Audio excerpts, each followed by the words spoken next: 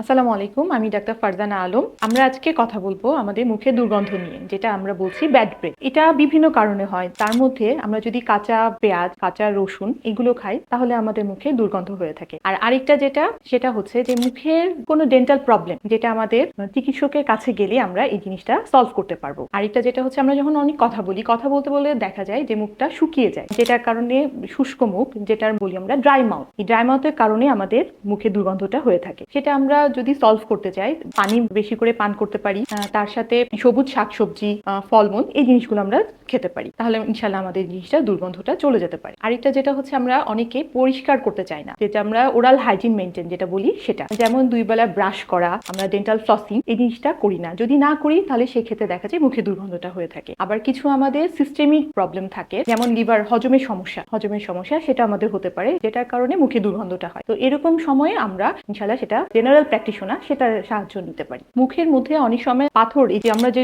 অনবরত খাচ্ছি, খেতে খেতে মুখের মধ্যে ফুড ডিপোজিশন হয়, খাদ্য জমে যায়। এই খাদ্য জমে যাওয়াটা আমরা নিজেরা পরিষ্কার করতে পারি না। ওই সময় দেখা যায় আমাদের যে ব্রাশ আছে সেটাও যায় না। তখন আমরা শরণাপন্ন হতে হবে ডেন্টিস্টের কাছে, যেটা মাধ্যম হচ্ছে স্কেলিং। আশা করি টপিকটা থেকে আপনারা উপকৃত হবেন।